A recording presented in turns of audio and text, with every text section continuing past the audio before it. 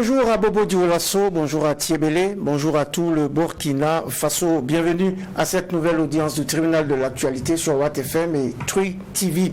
Troisième audience de la semaine qui vous propose de parcourir Moment critique, œuvre littéraire de Sungalo Apollinaire Ouattara, au croisement du parcours de son auteur et de l'évolution sociopolitique du Burkina. L'auteur de cet ouvrage biographique, Sungalo Apollinaire Ouattara, ancien président de l'Assemblée nationale, est dans le prétoire du tribunal de l'actualité aujourd'hui. Bonjour Monsieur Ouattara, merci d'accepter et d'honorer notre convocation. Bonjour. En face de vous, deux des juges de ce tribunal sont en place pour cette audience de mercredi. Bonjour juge Inoussa Ouedraogo. Bonjour président, bonjour juge Bougouma, mesdames et messieurs, bonjour. Oui, bonjour juge Ouedraogo, bonjour président Tomangui, madame, monsieur, bonjour. Bonjour et bonjour à toutes, bonjour à tous, à nouveau bienvenue à cette audience du tribunal de l'actualité sur la télé interactive Trui TV en simultané sur Radio Watt FM, c'est la radio 100% active. Acte 1 de ce troisième rendez-vous de la semaine, les avant-propos des juges que je convoque à présent.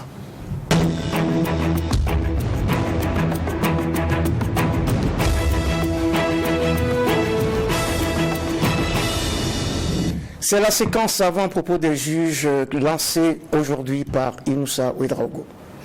Merci Président. Ce matin, je voudrais revenir sur le forum des fonctionnaires internationaux burkinabés qui s'est ouvert hier donc, et qui va jusqu'au 29. Une rencontre au cours de laquelle les fonctionnaires internationaux burkinabés vont se retrouver pour partager leur expérience, pour créer donc une sorte de cadre pour que les idées puissent converger en vue donc de contribuer au développement du Burkina. C'est une excellente chose et c'est quelque chose qui a toujours été demandé aussi bien par les fonctionnaires internationaux que par les Burkinabés qui vivent à l'intérieur parce qu'ils étaient convaincus que la diaspora peut apporter sa contribution au développement du pays, que ces fonctionnaires internationaux qui apportent leur intelligence et leur savoir-faire à l'extérieur peuvent également apporter leur contribution parce qu'ils ont des expériences qu'ils vivent dehors, apporter donc leur contribution au développement de notre pays. Et c'est tout heureux donc de les voir en train de réfléchir ensemble en ce moment critique de l'histoire de notre pays pour donc pouvoir apporter leur contribution. Et on espère que cette rencontre va encore solidifier les relations entre ces fonctionnaires-là parce que très souvent on a appris que quand les Burkinabés sont dehors, ils ne sont pas suffisamment solidaires et ils ne travaillent pas à se positionner et à positionner les autres cadres qui sont restés au pays alors que d'autres pays ont su faire donc du placement de leurs cadres, de leurs intellectuels dans les institutions internationales une politique vraiment nationale. Et de ce point de vue-là, je voudrais donc féliciter ceux qui étaient à l'initiative donc de cette rencontre-là et dire qu'il est de l'intérêt de tous les Burkinabés qu'on puisse avancer radicalement main dans la main en étant beaucoup plus solidaire, surtout quand on est à l'international. Donc félicitations aux organisateurs et vivement donc de cette rencontre-là puisse sortir des pistes et des solutions pour une meilleure gouvernance de notre pays, pour un développement inclusif et intégré de notre pays. Un forum, donc un cadre aussi pour valoriser l'expertise nationale à l'international et c'est une bonne chose, ainsi que l'a dit juge Inoussa Ouedraogo. Nous passons au juge Bernard Bougman pour son avant-propos du jour. Merci Président. Mon avant-propos va concerner la ville de Seba, où le dernier convoi de ravitaillement c'est pratiquement près d'un mois.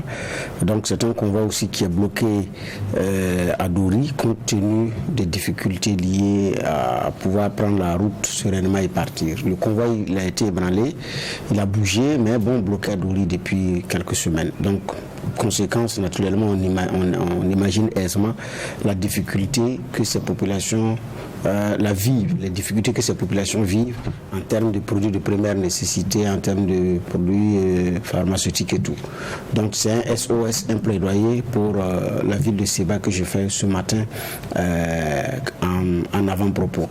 Le second avant-propos, pour aller très rapidement aussi, ce sont ces contrôles qui ont été commandités par l'ASELC et qui demandent aussi à avoir clair dans la gestion des questions de la défense au niveau du Burkina.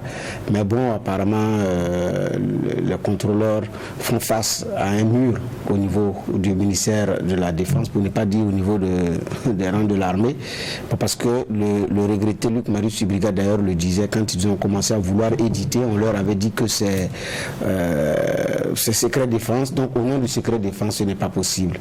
Donc maintenant il dit que bon, de fait de secret défense, quand tu regardes notre législation, on n'a même pas légiféré pour pouvoir mettre un contenu dans ce qu'on appelle secret défense, qu'est-ce qu'il est, qu'est-ce qu'il ne l'est pas.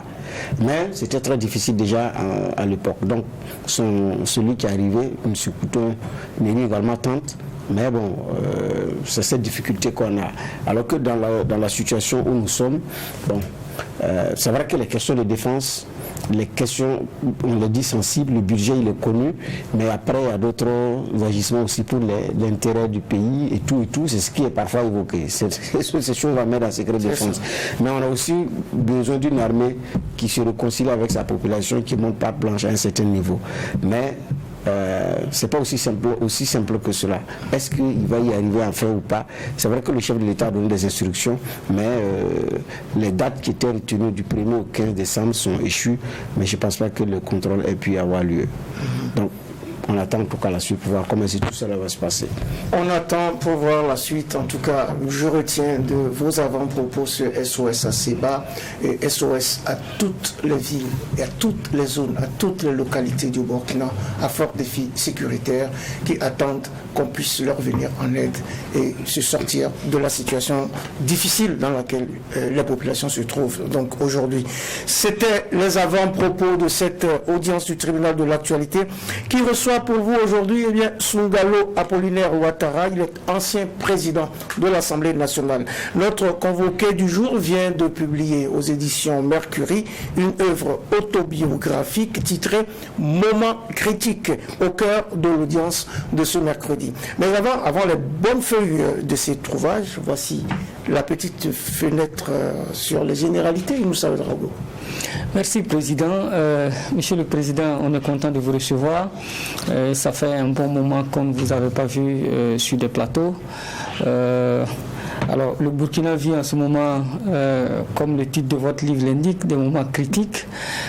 Pour vous qui avez été politique, mais aussi technicien, administrateur civil, à quand remonte cette crise que nous vivons aujourd'hui? Est-ce que c'est une crise de gouvernance? Est-ce que c'est les politiciens, comme on le dit, qui ont gâté le pays?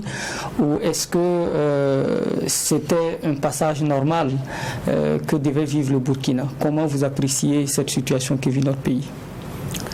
Merci, juge Inoussa Ouedraogo. D'abord, je dois dire tout le plaisir que j'ai être devant ce tribunal bien connu. C'est un tribunal très illustre et j'avais hâte justement de me retrouver avec vous. Voilà pour ce devoir de redevabilité et votre question va justement dans ce sens. Je comprends. Il faut dire que l'essentiel pour un peuple, c'est de pouvoir sortir toujours des moments critiques, des moments les plus difficiles.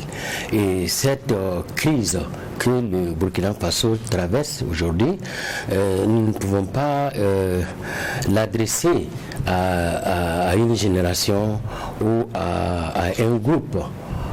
Il n'y a pas de clivage là-dessus. Le pays a toujours traversé, notre peuple, des moments difficiles que le peuple a toujours surmonté. Que cela soit naturel, les catastrophes naturelles, vous vous souvenez, nous avons traversé des grandes périodes de disette et de famine, le pays a pu le traverser. Vous vous souvenez bien que le Burkina, la Revolta a été supprimée et reconstituée, etc., etc.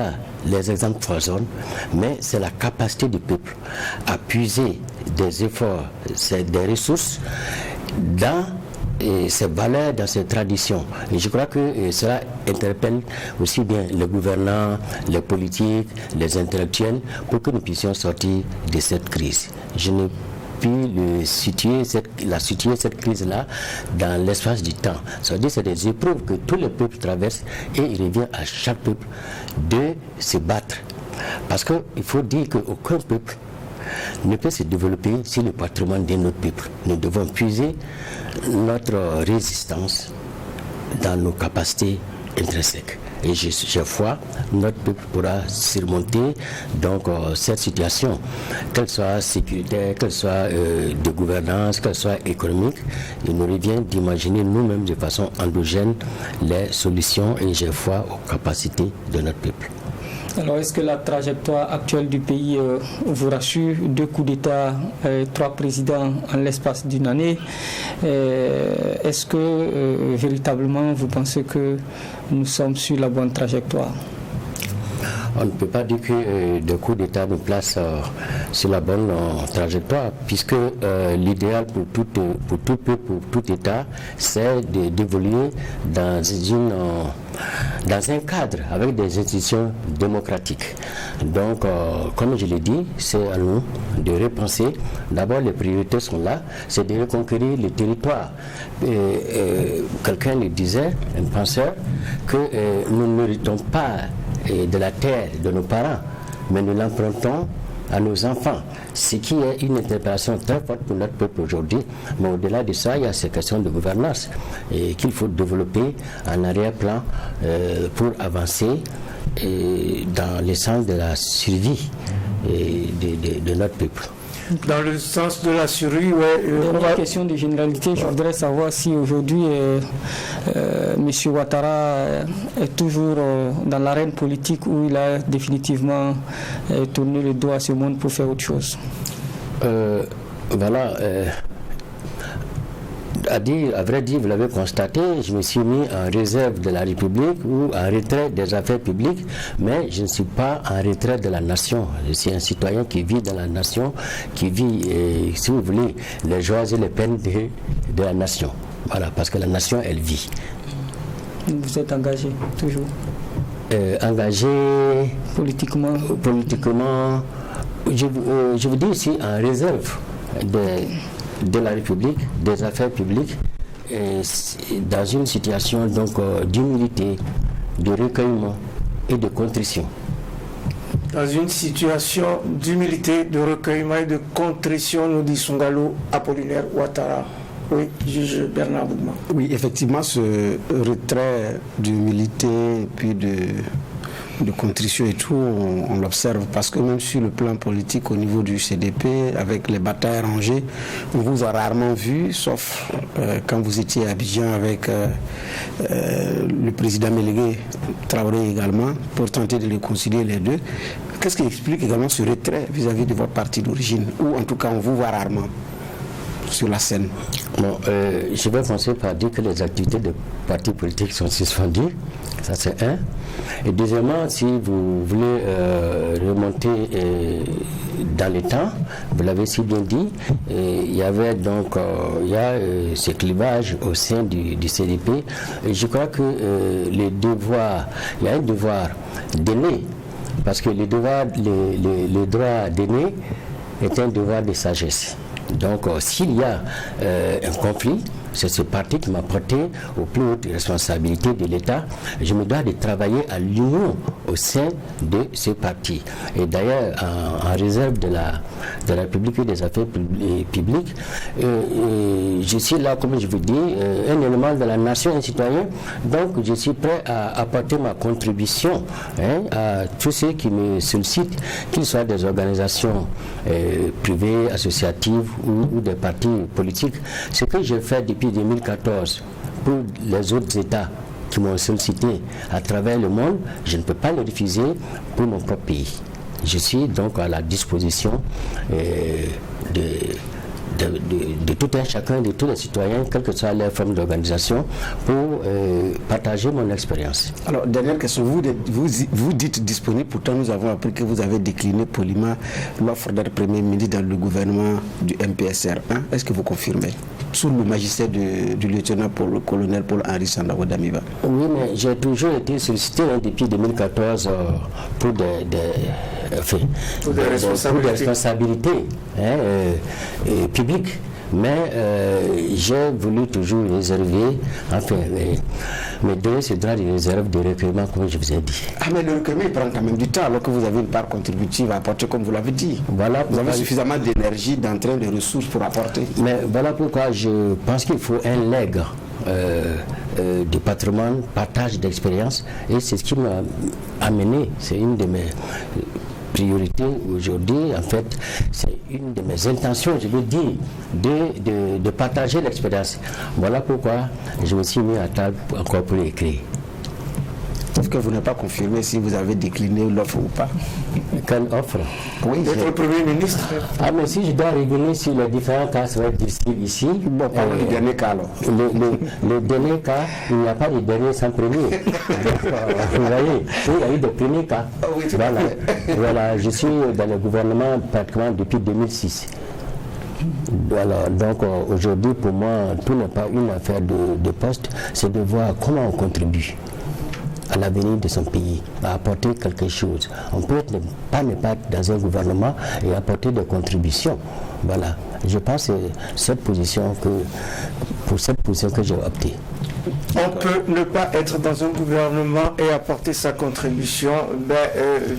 Sungalo Apollinaire Ouattara, notre convoqué de ce jour, qui a sorti cet ouvrage, donc, est notre invité dans ce prétoire aujourd'hui. C'est un ouvrage qui a été dédicacé, il s'appelle Moment critique, il a été dédicacé donc le 22 décembre dernier.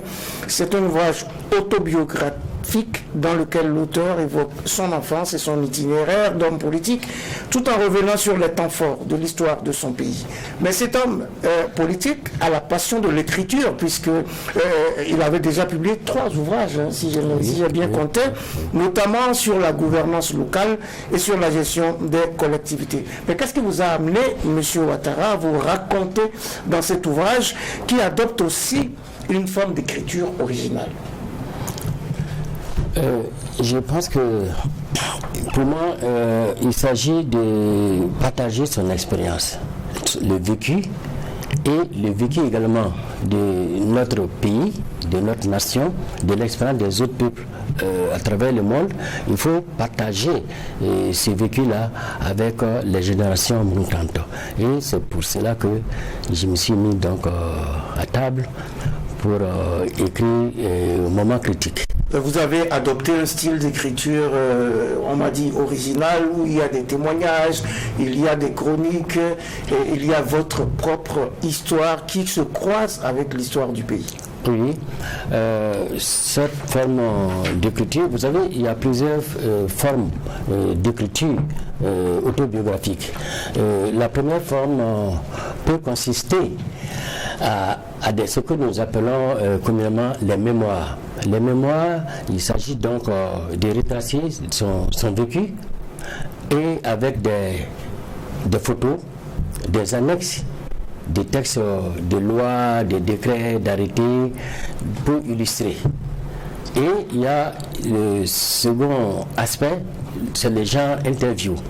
Vous pouvez faire votre autobiographie, c'est avec un livre d'entretien. Un livre d'entretien. Donc, ce livre d'entretien vous met en face avec, en collaboration avec un journaliste, un communicateur qui vous pose des questions, vous répondez, et cela est organisé sous forme de tableaux ou de chapitres par thème. Il y a ces genres également.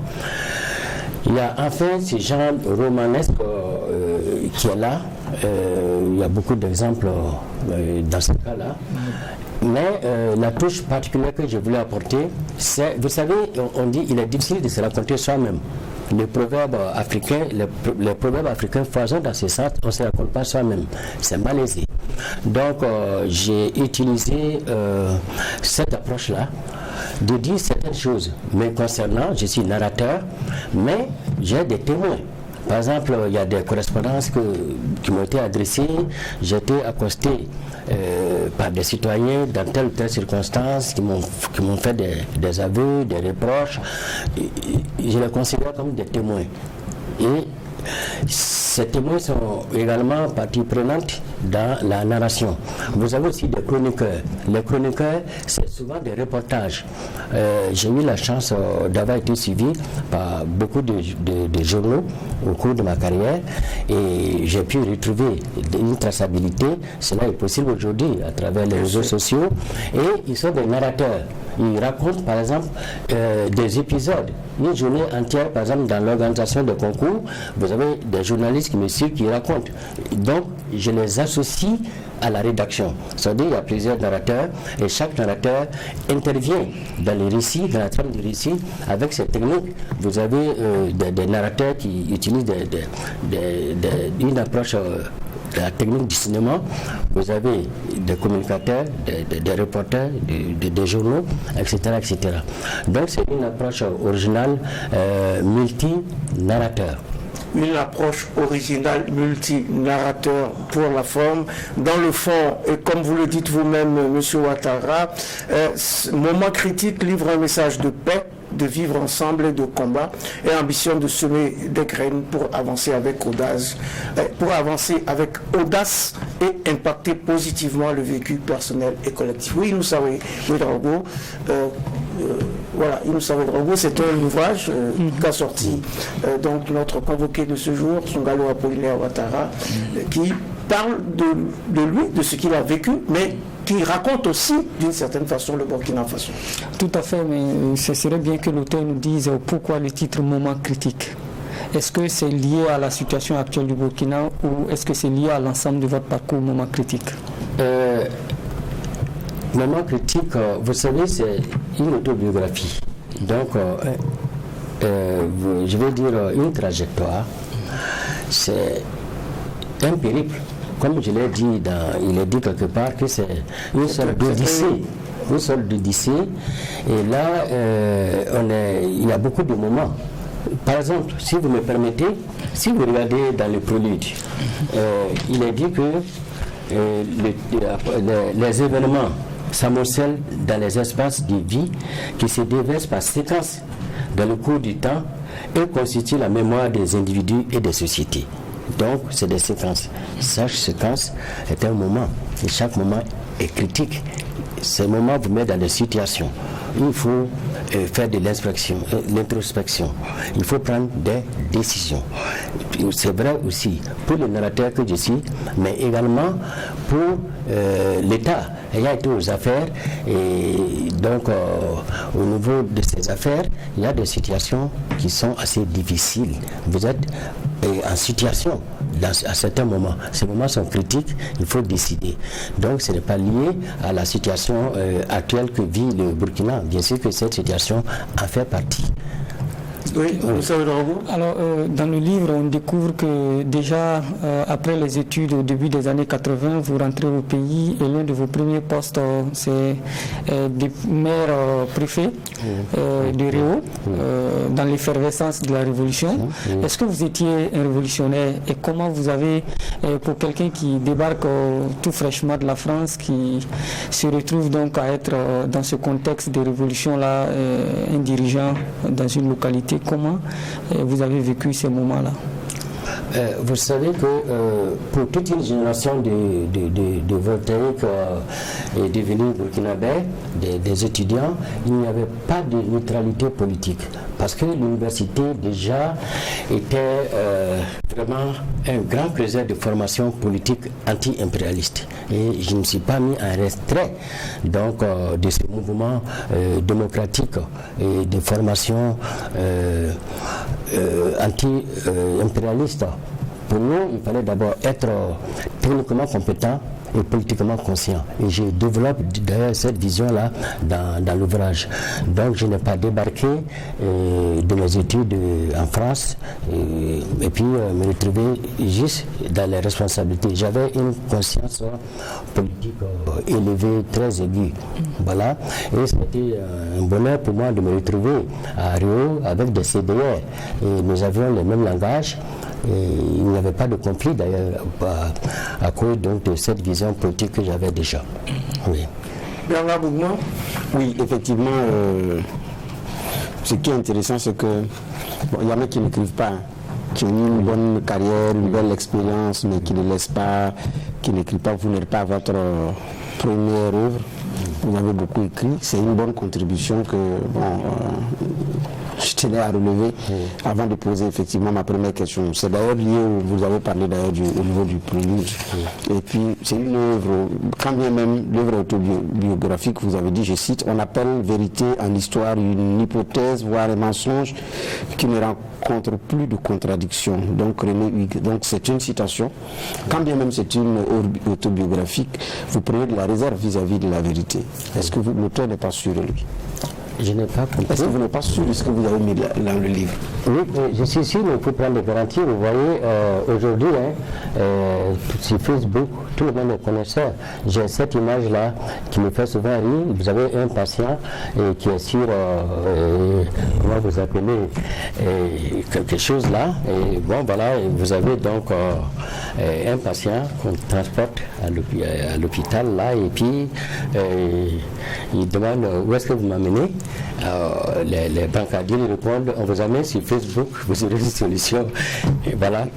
Donc, c'est vraiment, enfin, cette anecdote juste vraiment pour la forme. Mais je veux dire que quand on se raconte, c'est pas aisé. Il faut des preuves. Et chaque fois que j'avance donc une situation, cette situation-là peut avoir des contradictions. C'est pas parce que je ne suis pas sûr de ce que j'avance, mais pour moi c'est la politesse, l'humilité. Pour dire ce que j'ai dit, il peut y avoir des erreurs, même du niveau de la mémoire, du souvenir.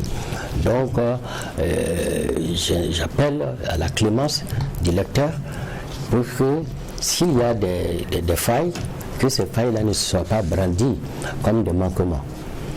D'accord. Alors, tout voyage se déroule dans l'espace et le temps, et ensuite, il s'agit d'un devoir de redevabilité.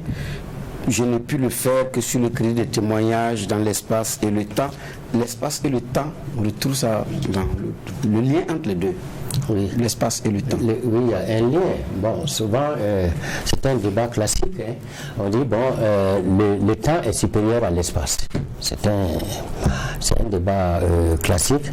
Et c'est ce que j'ai dit également, surtout déjà dans le prélude, pour mettre vraiment des garde-fous dans ce que j'ai dit. Tout se passe dans le temps, parce que c'est une autobiographie qui se coule dans le temps. Mais il y a également l'espace. On peut résumer par exemple l'espace par où je suis passé, le village d'où je viens, la vie communautaire que je mène. Tout ça se déroule dans le temps, d'abord dans l'espace et dans le temps. Les événements donc se déversent dans le temps, mais c'est des espaces qui se transfèrent dans le temps qui est infini. Oui. Donc le temps qui est infini, dit notre convoqué du jour, il s'appelle Soungalou Apollinaire Ouattara, ancien président de l'Assemblée nationale. Il vient de sortir cet ouvrage titré Moment critique. Moment critique rappelle aussi, c'est ce qui est indiqué, des événements et des valeurs qui montrent d'où nous venons et interroge les voies à suivre pour vaincre l'adversité. Alors, vous faites référence à quelle valeur faut-il mettre en avant aujourd'hui dans le Burkina, en pleine crise, justement? D'abord, vous savez que le socle même du Burkina, c'est l'intégrité. Donc, il s'agit d'abord des valeurs d'intégrité. Pour moi, il faut aussi des valeurs de solidarité. C'est des valeurs de solidarité qu'il faut mettre en œuvre. Et j'aime dire que tout part aussi de la citoyenneté. La citoyenneté se construit sur certains facteurs d'abord. Okay? Il s'agit d'abord de la civilité. La civilité, c'est le respect de l'autre. C'est l'espace qu'on concède à l'autre. C'est la civilité de façon prosaïque. On peut parler ici de la courtoisie élémentaire. Voilà, la civilité dans la circulation, la civilité dans le voisinage. Après la civilité, vous avez le civisme. Le civisme, c'est le respect des lois. c'est un élément constitutif de la citoyenneté. Il faut respecter les lois, que ce soit des lois au niveau d'ordre général, que ce soit aussi des lois au niveau de la fiscalité. Ce sont les valeurs, les civisme. Et enfin, le troisième pilier de la citoyenneté, c'est la solidarité. La solidarité dans le vivre ensemble. Et respecter aussi les voisins. Être partisan des efforts d'associations, de communautaires, de tolérance, etc., et promouvoir la cohésion sociale. Donc, pour moi, la citoyenneté repose sur ces trois valeurs, la civilité, le civisme et la solidarité. Je crois que si nous prenons à bras le corps ces trois éléments qui composent la citoyenneté, si nous sommes d'abord citoyens, nous pouvons aller loin dans nos ambitions et que nous cultivons pour notre patrie. Alors, nous pouvons aller loin. Tout à l'heure, quand juge Inoussa vous a posé la question de pourquoi moment critique, vous avez expliqué que voilà, ça s'est déroulé dans l'espace aussi et dans le temps, parce que ce n'est pas cristallisé à un moment particulier. Il y a plusieurs moments critiques. Justement, dans ce livre, vous avez sans doute fait état de ces moments critiques-là. Lequel de ces moments critiques voulez-vous partager avec nous? Quel est le moment critique qui vous a le plus marqué ou qui vous interpelle le plus et qu'on peut léguer à la jeunesse, à la postérité, pour qu'aujourd'hui on réfléchisse tous là-dessus pour avancer? C'est très difficile pour moi. Vous voyez, dans une vie, c'est très difficile. La vie d'une nation, la vie d'un individu, c'est très difficile pour moi de dire, bon, voilà quel est le moment privilégié, le moment critique. Je pense que parlez-nous d'un moment. Pour moi, c'est tout le parcours qui est mis en exergue ici dans le moment critique. C'est difficile de ma naissance au moment où nous sommes. Et tous les moments, c'est le moment critique, les périodes les plus remarquables qui ont été donc pris en compte ici, les moments les plus remarquables qui ont été pris en compte ici dans l'ouvrage. Il y en a un dont on peut parler? C'est difficile, vous voyez, c'est difficile. Bon, je voudrais laisser l'appréciation au lecteur de pouvoir parcourir et de se découvrir dans les moments critiques. Parce que c'est un legs, c'est un partage d'expérience. Le lecteur peut se découvrir à travers mon propre parcours, le lecteur peut se découvrir à travers la vie de la nation. Vous savez, pour répondre à votre question, je vais dire qu'il faut lire cet ouvrage-là, à partir de il faut parcourir l'ouvrage sur plusieurs pistes. Vous avez la piste de la dimension humaine, de l'évolution, de l'adolescent qui a été précocement responsabilisé, un adulte qui a été en prise avec des grandes décisions de l'État et de la République. Vous avez cette autre lecture qui consiste à suivre les mutations, l'évolution du pays et depuis donc une certaine période de mon regard d'adolescent jusqu'au moment que nous vivons aujourd'hui. Vous avez aussi une lecture purement littéraire. Quand vous prenez l'ouvrage, même le langage, l'expression change au fur et à mesure que vous évoluez. Les premiers moments de l'écriture de ce roman, vous avez un langage, une expression, même des termes, un vocabulaire qui est un vocabulaire d'adolescent. Je parle de littérature rouge, etc., etc. Mais plus vous évoluez dans l'ouvrage, vous voyez que les termes se précisent, la conscience se mûrit, etc., etc. Vous pouvez prendre l'ouvrage également sous l'angle de la cohésion sociale. La cohésion sociale appelle à beaucoup de choses. Vous voyez, le vivre ensemble. Vous avez vu quelque part, il y a un titre où on dit « En un seul jour, cette concorde bascula dans l'horreur ». Vous voyez, dans un quartier, dans une ville où il y avait une paix sociale, où chacun évoluait et vraiment dans le respect de l'autre, vous rentrez dans des situations d'intolérance. Il y a cette lecture également qui est possible au niveau de l'ouvrage. Vous avez la parenté à plaisanterie. Vous voyez, il y a cette prose où, en fait, à la limite de l'écriture poétique, c'est Zibéry. Zibéry, c'est à l'entrée de Marcoy. Voilà, entre Marcoy et Tinakov, où avec, je me suis fait le devoir et le plaisir de me déplacer avec une équipe de journalistes venus de tous les quatre coins du Burkina. Avec mes collaborateurs, nous sommes allés dormir à la Belle Étoile à Zibéry, et avec des véhicules embourbés dans le sable, en pleine nuit, sans inquiétude. Ouais. Hélas. Vous vivez aussi le quotidien. Vous vivez le quotidien. Hélas, on ne peut pas le vivre. Mais je n'ai pas de gratigner. Mais frère que j'ai assimilé, je veux parler de Diko et autres Maïga. Oui. Hein? Dans la parenté à plaisanterie. Que j'ai dépassé pour aller dormir à Belle Étoile, oui, avec cette musique de ce pile solitaire qui émanait de sa radio dans les lointains, dans l'émissement des chevaux. Voilà, autant de choses. Voilà. C'est ça. Autant de choses. Est-ce que vous savez que notre convoqué du jour a failli être journaliste? Oui, nous savons.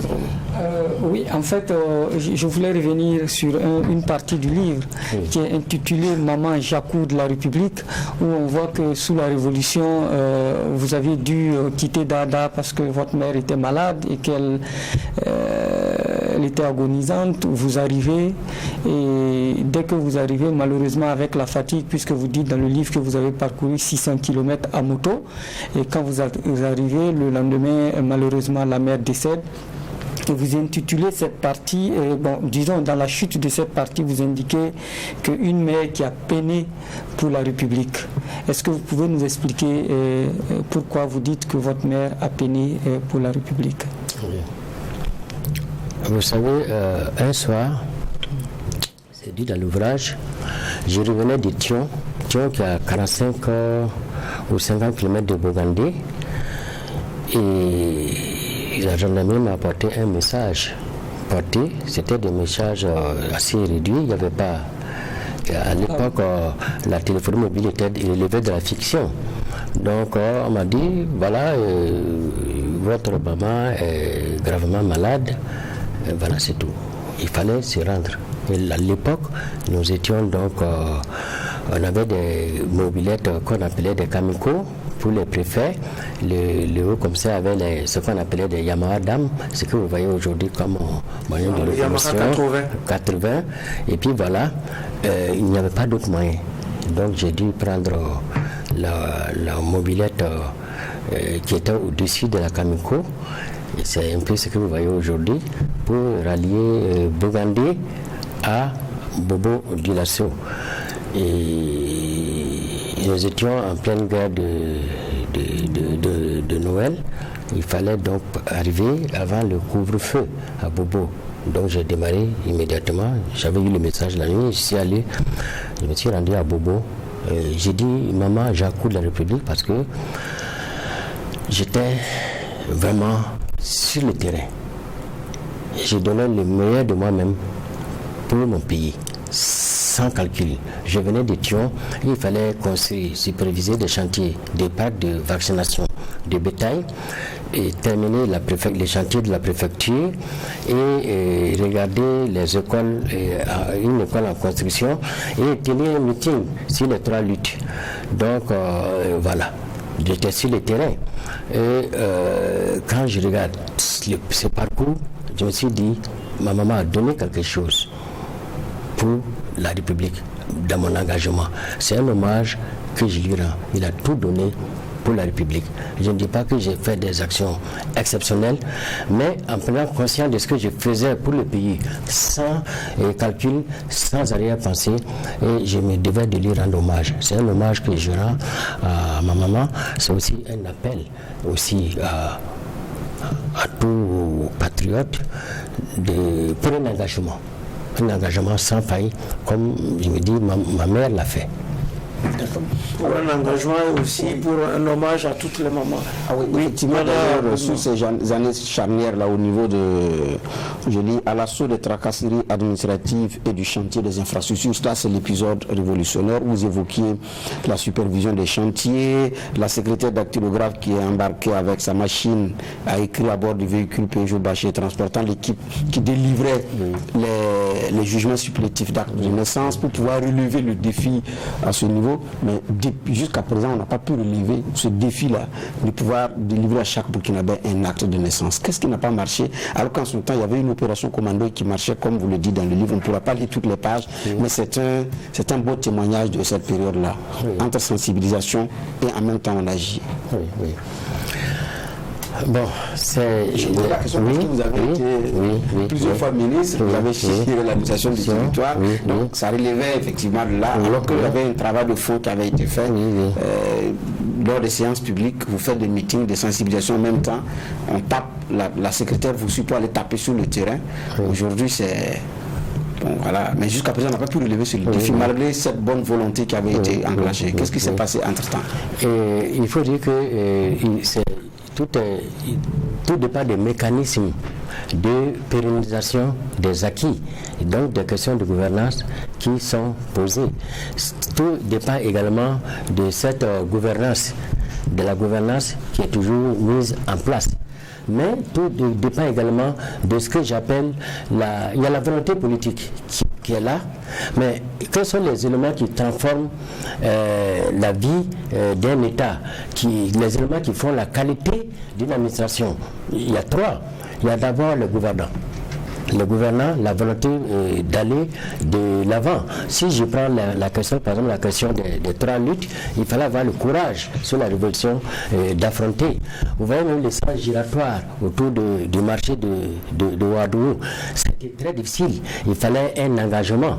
Donc c'est pour dire que les changements au niveau de la gouvernance, ça dépend d'abord des gouvernants, des autorités. Ensuite, ces changements dépendent également de l'administration. L'administration elle-même, mais je veux dire des acteurs de l'administration. Ce que j'appelle la technostructure. Si la technostructure ne pousse pas, ou n'adhère pas, ou ne porte pas la volonté politique, vous avez beau faire, votre effort sera vain. Je peux vous donner des exemples à ce niveau. On peut décider de faire telle ou telle action, mais si le domaine est capturé par la technostructure, ça ne va pas être facile. Vous prenez certaines... Bon, vraiment, je ne vais pas citer d'exemple ici pour ne pas ouvrir des brèches de polémique, mais il faut la technostructure. Il faut que la volonté politique soit soutenue par la technostructure. C'est la hiérarchie administrative. Vous avez aussi la société civile. Il faut que la société civile également contribue, et elle le fait aisément. Vous avez des structures qui sont là et qui veillent. Vous avez des structures de veille. Je ne vais pas donner d'exemple ici, précis, pour ne pas également ouvrir des brèches, mais en lisant cet ouvrage, vous pouvez trouver ces éléments-là. Donc il y a trois facteurs qui contribuent à maintenir, à pérenniser et à promouvoir la bonne gouvernance. C'est d'abord le gouvernant. Ensuite, il s'agit de la technostructure, de l'administration elle-même, et enfin des bénéficiaires, la société civile. Vous voyez, pour parler de la technostructure, il y a une fois, il y avait des dirigeants africains qui se sont retrouvés à Singapour, et ils ont demandé au Premier ministre de Singapour, mais quel est le secret de la croissance économique, du miracle des États de l'Afrique, enfin de l'Asie du Sud-Est? Il a dit une administration honnête. C'est tout ce qu'il a dit. C'est tout ce qu'il a dit. Et chacun devrait en tirer les leçons. On doit tirer les leçons parce qu'il nous faut une administration honnête. Bon, ça se passe de commentaires. On espère que chacun ira sur ces chemins-là pour qu'on ait une administration honnête afin de bâtir une technostructure qui permette de tirer le wagon lui aussi. Vous avez également, on l'a dit, cité beaucoup de personnes, beaucoup d'auteurs, beaucoup d'acteurs acteurs politiques et autres dans votre ouvrage. Vous êtes même parti sur des préceptes pour rendre votre devoir de redevabilité. Vous avez cité Amadou Hampâté-Bâ qui dit que l'école nous donne des diplômes, mais c'est dans la vie qu'on se forme. Vous avez cité également Antoine de Saint-Exupéry qui dit que nous n'héritons pas de la terre de nos parents, nous l'empruntons à nos enfants. Et puis vous avez cité Pythagore qui dit qu'un homme n'est jamais si grand que lorsqu'il est à genoux pour aider un enfant. Est-ce que ces trois personnages, ces trois propos résument un peu aussi votre pensée aujourd'hui pour aller dans le bon sens à la Sungalo Apollinaire Ouattara? Effectivement, ce sont des préceptes qui m'ont motivé justement à partager mon vécu et l'histoire de ma société et de l'État avec les générations montantes. Et qu'est-ce qu'on lui retient finalement comme leçon de ces trois préceptes? Comment on doit les inscrire dans nos actions au quotidien? C'est-à-dire qu'il faut toujours, il faut savoir que toutes les générations ont un devoir de redevabilité. C'est-à-dire tout ce que nous avons comme acquis, il faut le préserver. Ensuite, l'ouvrage lui-même invite à revisiter le passé, à faire d'abord de l'introspection à chaque moment et également à tirer les leçons positives vécues par le pays, par la société et toutes les valeurs que nous pensons qui sont des valeurs positives, c'est-à-dire les ressources dans lesquelles on est allé puiser chaque fois pour surmonter l'adversité. Oui. Et pour surmonter l'adversité, Inoussa Drago, peut-être un dernier tour de table. Dans l'œuvre, on voit ressortir au début de la carrière de M. Ouattara le fait qu'il fallait justement reconnecter l'administration avec la population. Il fallait être très proche des populations et quitter donc cette administration de type colonial que vous dénonciez à l'époque. Mais on se rend compte que plus de 60 ans après les indépendances, cette problématique de l'administration coloniale est toujours posée. On n'a toujours pas réussi à avoir une administration qui répond réellement aux besoins de nos populations. Comment on réussit donc à faire cette reconnexion-là entre l'administration et les populations, de sorte à ce que justement on puisse amorcer dans l'honnêteté, comme l'a dit le Premier ministre dont vous citiez tout à l'heure, le développement de notre pays? Je pense qu'il faut une certaine rupture d'abord avec l'administration coloniale, comme vous le dites si bien, dont nous avons hérité. Il faut repartir même à la formation, c'est l'école. Tout dépend de l'école. La qualité du capital humain dépend de sa formation. La formation de base en tant qu'école ou éducation et également la formation professionnelle. Je crois que tout dépend de cela. Vous savez, j'ai toujours été préoccupé par cette nécessaire rupture. J'ai toujours mis l'accent sur la formation. D'abord l'éducation. La réforme de l'éducation est irréversible, inéluctable si nous voulons du système d'éducation, si nous voulons sortir vraiment de ces cercles vicieux d'une administration en déphasage avec la population. Donc il faut cette formation. Mais il faut aussi la formation professionnelle, il faut également un encadrement. Vous savez, quand j'étais au ministère de la fonction publique, j'avais initié une formation régulière, top niveau, de tous les cadres nommés en conseil des ministres. C'est toujours pour faire le point, voir les failles et comment on avance. C'est d'abord à ce niveau-là de pilotage. Ce niveau de pilotage aussi est très important pour tenir vraiment les différents responsables, les faire prendre conscience de l'état de chaque fois de la nation et les mettre en face à leurs responsabilités. Donc si je me résume, c'est d'abord la formation du capital humain, parce que le capital humain fait partie aujourd'hui des instruments de compétition des États sur le plan national. Et ensuite, il faut appuyer cela pendant qu'on y est par un bon système de pilotage. C'est les différents responsables. Il faut toujours les conscientiser.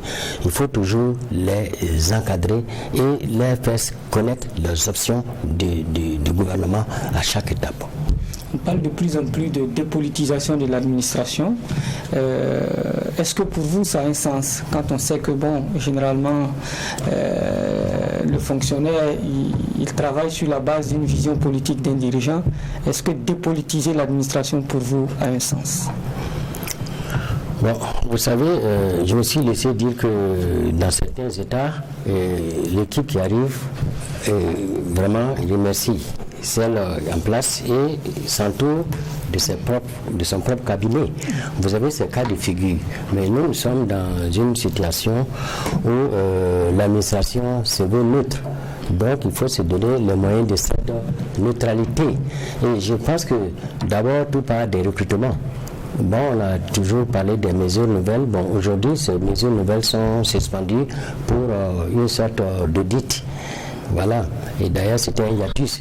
Quand il faut mettre de l'énergie pour organiser des concours et également aller faire des mesures nouvelles où le recrutement souvent manque de transparence, c'est déjà une bonne chose. Et donc, c'est une sorte déjà de dépolitisation, si politisation il y avait à ce niveau. Mais il y avait également des attributs extérieurs partisans dans les services. Le port ostentatoire de certains objets ou de tenues, il faut dépolitiser. L'implication ou la mise en place des structures partisanes dans les structures, c'est l'albinisme que cela également développe. Je crois qu'il faut commencer par évacuer tous ces aspects secondaires, superficiels ou trop ostentatoires pour cette dépolitisation. Sinon, les fonctionnaires, il est adulte, il vient au service avec son parti dans le cœur. Et c'est pas l'administration qui va enlever cela. Et aussi, il y a des opportunistes qui se développent. On fait partie. On prend la carte de tel parti parce qu'il y a les structures pour pouvoir avoir de la promotion. Je crois que c'est une question qu'il faut vraiment évacuer. Donc les structures, la mise en place des structures dans les administrations, je pense que cela vraiment c'est aller trop loin. Voilà, et le port des attributs extérieurs. Ensuite, exiger la carte du parti pour avoir de la promotion, développe de l'opportunisme au dépend même de la qualité de l'administration. Voilà, monsieur le juge, ce que je voulais faire comme réflexion, ce n'est pas structuré, mais je pense que je suis en train de structurer toutes ces réflexions-là dans un prochain ouvrage. Dans un prochain, oui. Bernard Bourgeon, pour terminer cette audience. D'accord, bon, pour terminer cette audience, parce que l'auteur, il a eu plusieurs champs, administration du territoire, fonction publique, où il s'est occupé également de l'organisation des concours. C'est même rappelé dans certains passages du livre, ces moments où vous êtes allé pour voir au niveau du guichet comment ça marche et tout. Donc, mais 2020, bon, parce que j'ai résumé, 2020 politiquement, vous vous interrogez, est-ce qu'il faut encore aller aux élections législatives alors qu'il y a des jeunes en face qui vous ont soutenu, qui vous ont respecté? Est-ce que c'est pas prendre leur place et vous prenez du recul pour commencer à écrire? Mais en même temps, vous dites que vous pouvez toujours contribuer. Ma dernière question, c'est est-ce qu'on pourrait s'attendre encore à un retour de Soumalo Apollinaire Ouattara dans l'action, dans la férule de l'action politique. Je suis dans l'action, comme je vous disais. Il y a plusieurs manières d'être dans l'action. Vous savez, 2014 jusqu'à 2020... Et c'est cette ferveur ne vous manque pas? De 2014, non, il faut toujours compenser. Il ne faut pas prendre la politique comme, je ne sais pas, je ne vais pas qualifier.